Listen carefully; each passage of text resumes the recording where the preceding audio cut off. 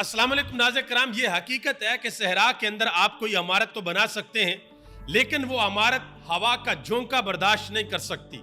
जैसे ही हल्का सा हवा का झोंका आएगा, वो इमारत जमीन बोस हो जाएगी। बिल्कुल इसी तरह जब आप सियासत के अंदर अपना बयानिया झूठ के ऊपर खड़ा करते हैं, धोखे और फरेब के ऊपर खड़ा करते हैं, और फिर आप ये सोचते हैं कि वो बयानिया अवाम के अंदर बिक जाएगा, लोग उसको कबूल करेंगे, तो लोग कभी भी उसको कबूल नहीं करते।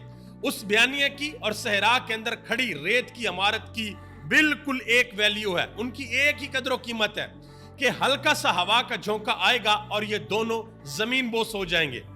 इस वक्त पाकिस्तान के अंदर पाकिस्तान की हुकूमत और हुकूमत के इत्तेहादी, इनको दो डर और खौफ लगे हैं और ये बयानिया बनाने की कोशिश कर रहे हैं, मीडिया के ऊपर आते हैं और बयानिया बेचने की कोशिश करते हैं कि भाई हर चीज हमारे कंट्रोल में है। ना ही तो इमरान खान एहतजाज करना चाहता है, ना इमरान खान जलसे करना चाहता है, और जो अगला चीफ जस्टिस आएगा वो भी हमारी मर्जी का आएगा। हम अमेंडमेंट्स करेंगे और हम मंसूर अली शाह साहब का रास्ता रोक लेंगे। इसकी तफसीलात मैं आपको बताने के लिए जा रहा हूं। इसके अलावा सनम जावेद खान, जो कि एक लंबा अरसा जेल के अंदर रही हैं, उन्होंने अपना पहला इंटरव्यू दिया है अपने वकील मियां अली इशफाक को। बड़े अहम तरीन इंकशाफात किए हैं और यह भी बताया है कि इतना लंबा अरसा वो जेल के अंदर कैसी रही हैं। इसके अलावा जो आज की बड़ी खबर है वो है पंजाब के अंदर जो पाकिस्तान तहरीक इंसाफ की लीडरशिप है उसके हवाले से। हमाद अजहर को लेकर लतीफ खोसा ने एक अहम तरीन बयान जारी किया है और पाकिस्तान तहरीक इंसाफ के एक और लीडर ने जिनका ताल्लुक पंजाब से है, उन्होंने इमरान खान को यह पैगाम भेजा है कि अगर हमाद अजहर बाहर नहीं निकल सकते तो कोई मसला नहीं है, मियां असलम इकबाल अगर बाहर नहीं निकल सकते तो कोई मसला नहीं है, हमें मौका दिया जाए, हमें चांस दिया जाए, हम बाहर निकलेंगे और पंजाब की आवाम को बाहर निकालेंगे। और अगर देखा जाए तो इस वक्त पाकिस्तान तहरीक इंसाफ के लिए जो एक मुश्किल महाज है वो पंजाब है।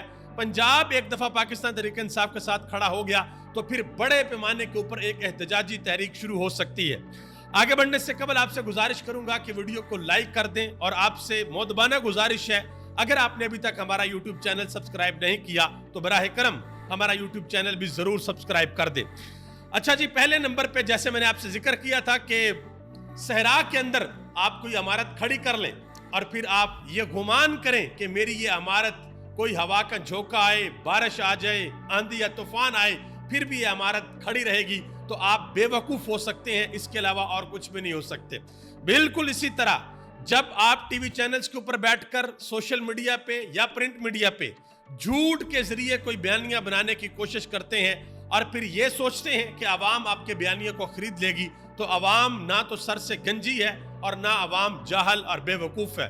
अवाम कभी भी उस बयानियों को नहीं खरीदती और इसका अमली मुजाहरा हम देख रहे हैं पिछले 2 साल से। सबसे बड़ा सबूत है 8 फरवरी का इलेक्शन, कि उस इलेक्शन में अवाम के सामने 2 सौदे थे। एक सौदा इमरान खान का था और दूसरा सौदा पूरा जो सियासी इत्तेहाद है दूसरी तरफ, यानी कि 2 चीजें अवाम के सामने थी और अवाम ने सिर्फ इमरान खान को कबूल किया, इमरान खान के बयानियों को कबूल किया। दूसरी तरफ अवाम ने देखना भी पसंद नहीं किया।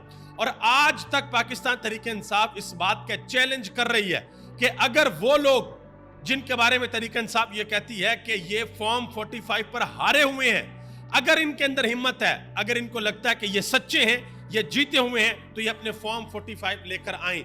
किसी एक ने भी आज तक कोई चैलेंज कबूल नहीं किया। यहां तक कि पाकिस्तान तहरीक इंसाफ के एक रहनुमा ये भी कह चुके हैं, शौकत बसरा, कि मैं फॉर्म 45 लेकर आता हूं और जो मेरे मुखालिफ हैं वो भी लेकर आ जाएं और ये कुरान पाक के ऊपर हलफ दे दें कि ये जीते हुए हैं, तो मैं अपनी पिटीशन भी वापस ले लूंगा और इनसे माफी भी मांग लूंगा। ये वो मिसाल है जो मैंने आपको समझाई है कि कभी भी झूठ, धोखे और फरेब के ऊपर आप कुछ भी खड़ा नहीं कर सकते। राना सनाउल्लाह साहब मोहम्मद मालिक के शो के अंदर बैठे हुए थे। अब 3-4 पाकिस्तान मुस्लिम लीग नून के सीनियर लोग हैं जिन्होंने ये बात की है मीडिया के ऊपर। मोहम्मद मालिक ने पूछा कि जनाब मोहतरम आप बताएं कि क्या मंसूर अली शाह साहब चीफ जस्टिस बन रहे हैं, क्या आप अमेंडमेंट्स लेकर आ रहे हैं? तो आगे से राना सनाउल्लाह साहब का जवाब था कि देखें जी, बहुत से टॉक शोज होते हैं, हमने आना होता है, हमने बात करनी होती है, और अगर बिल्कुल सीधी बात हम आपको बता दें तो फिर तो हमारा सौदा नहीं बिकेगा।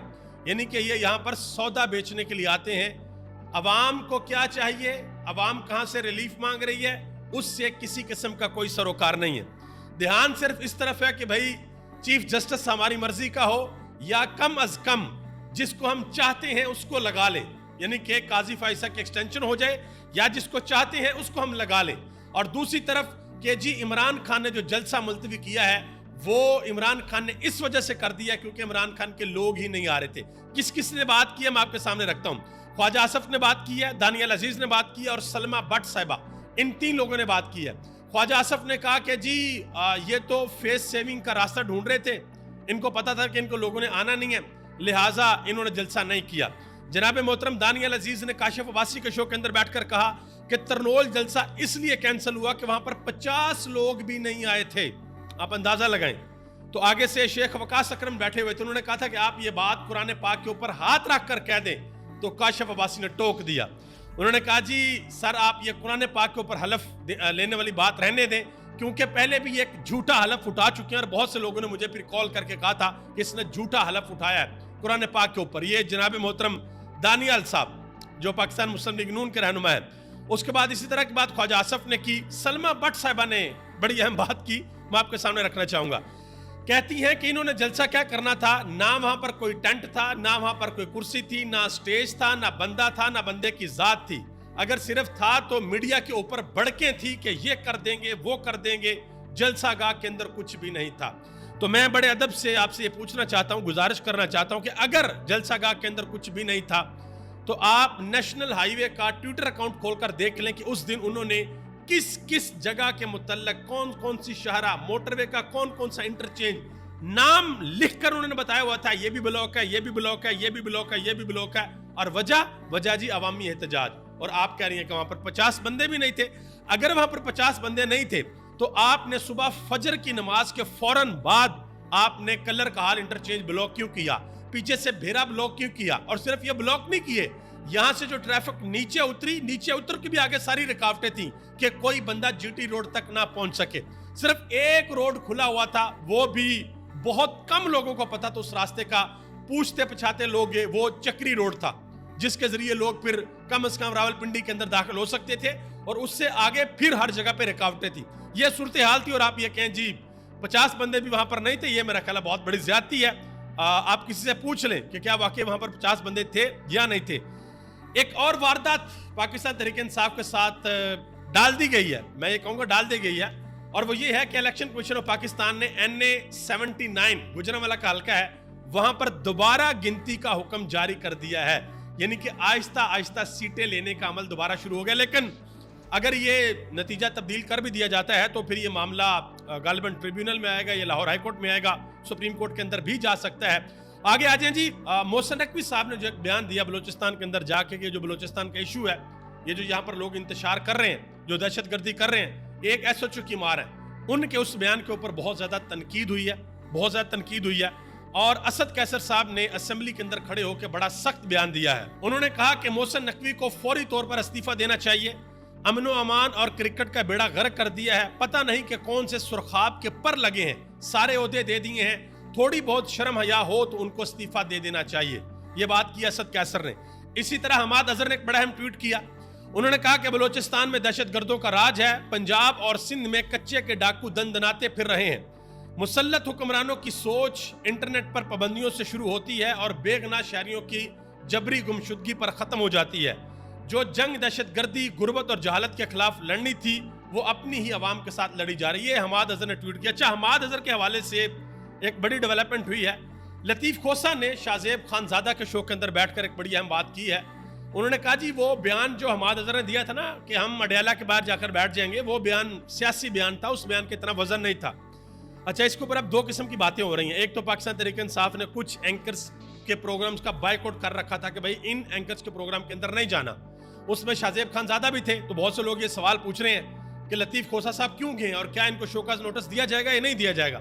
اس سے بھی امپورٹنٹ بات کیا ہے کہ چند دن قبل لطیف کھوسہ نے ABN نیوز پہ علینا شگری کے شو کے اندر یہ کہا تھا کہ حماد اظہر نے جو بھی کہا ہے میں اس کو انڈورس کرتا ہوں، یعنی کہ میں حماد اظہر کے ساتھ کھڑا ہوں. اور لطیف کھوسہ نے یہ بھی کہا تھا کہ جو ورکر ہے، جو کارکنان ہیں، جو ووٹرز ہیں، وہ جو سپورٹر ہیں، وہ ہم سے سوال کرتے ہیں کہ ہم نے آپ کو ووٹ AC کے نیچے بیٹھنے کو نہیں دیا تھا، ہم نے آپ کو ووٹ اس لیے دیا تھا کہ آپ عمران خان کی رہائی کے لیے باہر نکلیں.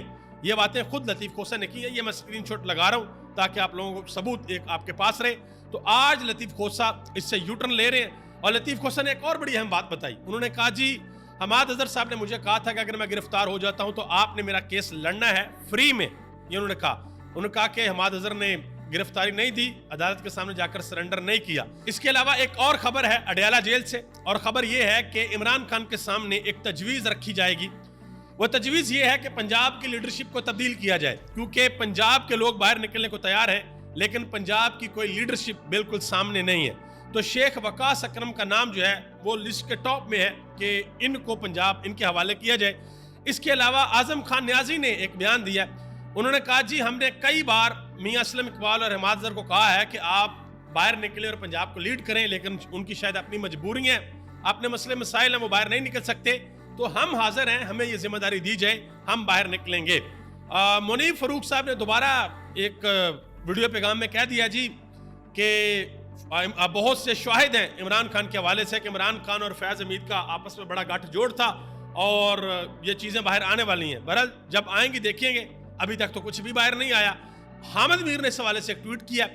انہوں نے کہا جی اگر فیاض حمید کا کچھا چھٹا سامنے آ گیا تو بہت سے عمران خان کے مخالف نام نہاد جمہوریت پسند بھی بے نقاب ہو سکتے ہیں. اس لیے ان جمہوریت پسندوں کی کوشش ہے کہ فیاض حمید کی بطور DGISI ملازمت کے دور میں سرگرمیوں کی زیادہ چھان بین نہ ہو.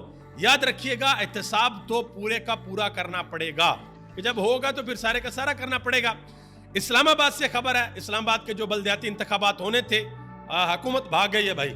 اب یہ بلدیاتی انتخابات وہاں پر نہیں کروانا چاہتے کیونکہ جو اسلام آباد کی پہلے 3 سیٹیں لی ہوئی ہیں وہی ٹریبیونل کے اندر جو ہے وہ جسٹیفائی نہیں ہو پا رہی, فارم 45 وہاں پر نہیں دیے جا رہے. تو یہ بھی حکومت یہاں سے بھاگ رہی ہے, الیکشن آگے کر رہے ہیں, ڈیلے کر رہے ہیں. اس کے علاوہ ایک بڑا انکشاف کیا ہے سرور باری جو کہ سربراہ ہیں پتن کے. انہوں نے کہا جی یوسف رضا گیلانی کا جو حلقہ ہے وہاں پر یوسف رضا گیلانی 300 سے کم ووٹوں سے وہ جیتے ہیں, اور اس حلقے کے اندر 12,000 ووٹ ایسے ہیں جن کو مسترد کیا گیا. 12,000 ووٹ مسترد کیے PTI کے بندے کے, اس کے بعد جا کے یوسف رضا گیلانی 300 ووٹوں سے جیتے ہیں. آپ اندازہ لگا لیں. صنم جوید خان نے ایک انٹرویو دیا اپنے وکیل میاں علی اشفاق کو, اور انہوں نے کچھ انکشافات بھی کیے ہیں. انہوں نے کہا جی الیکشن کے بعد جیل میں یاسمین راشد کو کہا گیا کہ آپ عمران خان سے بات کریں, منائیں عمران خان کو کہ پیپلز پارٹی کے ساتھ مل کر حکومت بنا لیں. تو وہ لوگ جو یہ کہتے ہیں کہ عمران خان اقتدار کا بھوکا ہے, کرسی پر آنا چاہتا ہے, وزیر اعظم بننا چاہتا ہے, تو سب سے اہم اور سنہری موقع عمران خان کے پاس تھا جیل سے باہر نکلنے کا اور وزیر اعظم کی کرسی کے اوپر بیٹھنے کا. لیکن عمران خان نے ایک فیصلہ کیا کہ اپنے اصولوں کے اوپر کسی بھی صورت سمجھوتا نہیں کروں گا, اور اب تک عمران خان اس کے اوپر ڈٹے ہوئے ہیں. شاید یہی وجہ ہے کہ پاکستان کی عوام کا ایک بڑا حصہ عمران خان کے ساتھ کھڑا ہے, اور اس کا ایک نظارہ ہم 8 فروری کو دیکھ چکے ہیں. اس کے علاوہ صنم جوید نے کہا کہ بند کمروں میں یہ فیصلے کرتے ہیں کہ فلاں ہمیں پسند نہیں تو اس پر کانٹا لگا دیا. انہوں نے کہا کہ تم ہوتے کون ہو کانٹا لگانے والے؟ عمران خان ہمیں بہت دعاؤں اور محنت کے بعد ملے, انہیں رجیم چینج کے تحت وزارت عظمیٰ سے ہٹایا گیا.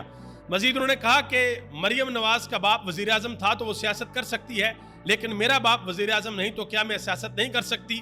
جس طرح لیبرٹی میں میرے سامنے لوگوں کو مارا گیا اور گرفتار کیا گیا وہ بہت خطرناک منظر تھا. مزید انہوں نے یہ بتایا کہ کس طریقے سے میرے بچوں نے, میری فیملی نے, میرے ماں باپ نے, میرے شوہر نے, ان سب نے مجھے سپورٹ کیا, اور ان کی سپورٹ کی وجہ سے میں اتنا لمبا عرصہ جیل میں رہی اور یہ ساری کی ساری سختیاں میں نے برداشت کی ہیں. آخر میں جی 2 خبریں اور ہیں, بڑی اہم خبریں ہیں. ایک تو اینکر عمران ریاض خان کا ٹویٹ ہے, اور ایک IMF کے حوالے سے بڑی اہم خبر ہے. اس کے بعد آپ سے اجازت چاہوں گا.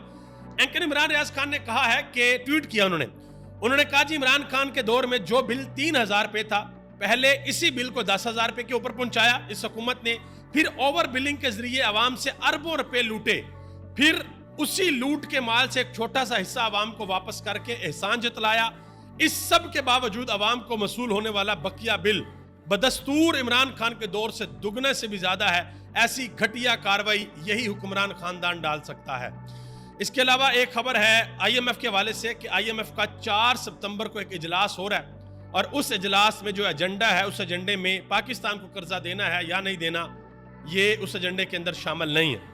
یہ اب تک کی خبریں تھیں, ڈیولپمنٹس تھیں, اپڈیٹس تھیں جو میں نے اب تک پہنچا دی. انشاءاللہ جلد آپ سے اگلی ویڈیو میں ملاقات ہوگی. تب تک آپ مجھے اجازت دیں, اپنا خیال رکھیے گا. پاکستان زندہ باد, پاکستان کے عوام اور پاکستان کے ادارے پائندہ باد.